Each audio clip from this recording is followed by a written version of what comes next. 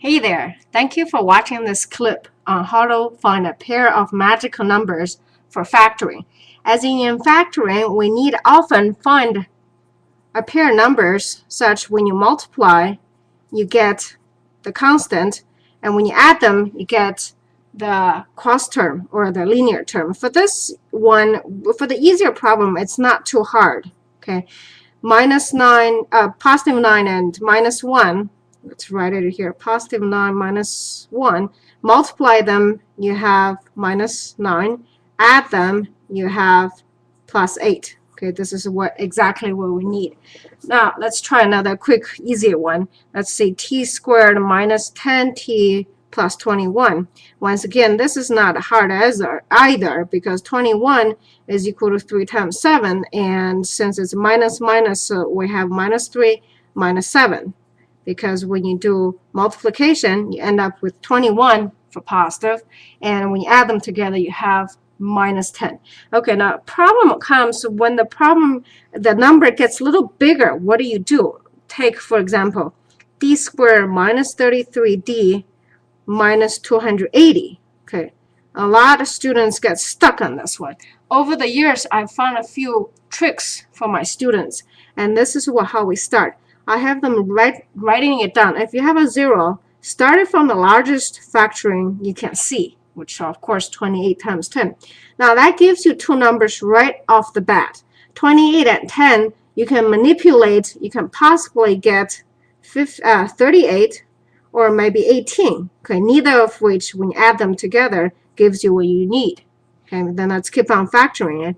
Let's say it's 4 times 7 times 10. Okay, I'm just going to factor first one.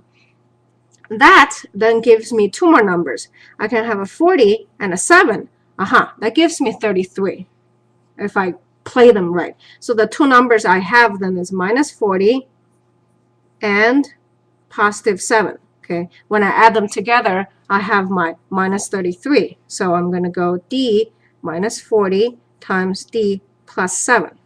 Okay, so by this little trick of factoring, that allows me to find the two pair numbers so that I'm not stuck. Let's try another one. X squared minus 45x plus 450. Okay, I'm just giving you larger and larger numbers. 450, let's try our trick. 45 times 10. This original pair gives you 35 or 55, neither of which is what we want.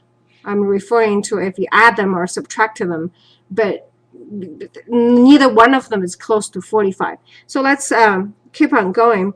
45 is 5 times 9.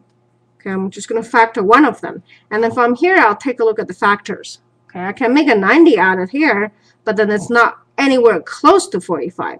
I can make 50 over here with the 9. It's nowhere near the 45 I need. Okay, let's keep on going. From there, let's see, it's 5 times 3 times 3 times 10. Now notice I'm careful not to factor too many things at a time because the more factors I have there, the more difficult and more clouded it's going to be for me to figure out. All right, let's try this one. We have a 15 here, we have a 30. 15 and 30. Those are two good numbers because minus 15 and minus 30 will indeed give me minus 45. So here's my factorization. Minus 15, minus 30. Okay, the minus and plus sign, it's not as important nearly as the number themselves because plus minus you can always play with. But if you don't have the factorization, like at the beginning we had a 45 10, we're kind of stuck. Okay, by slowly factoring it and spot what the numbers could possibly be, you give yourself a head start. Okay, let's try one more problem. Now this one, I promise it's as hideous as ever gonna look. Minus 1,000. Okay, that's as big as I think any teacher would dare to put on a test. So let's try that. 1,000 is equal to 100 times 10. That's nowhere near the 65 I need. Okay, so let's factor the 100 out. So I have 2 times 50 times 10. Okay, that gives me a 20 and 50. That still doesn't quite close. Now, one thing I noticed since I'm looking for a 65, I am going to have to use one of the 5s. Okay, so 2 times 2 times 25. This is supposed to be 25. That's 50. Okay, times 10. Now this 25 has the 5, has the potential, because I'm looking for a 5 over here that ends with 5. Now, I see this. This is 4, this is 10. I have 40 times 25. Okay, that's the two numbers. That would give me 65 when I add them together. So my factoring becomes D plus 40. Oh, actually, it's minus. Okay. D minus 40. D minus 25. Oh, I had this one wrong. This is a plus 100. Okay, so here I have 100. That's 65. 40 times, this is plus sign. Okay, so it's 40 plus 25. It gives me 65.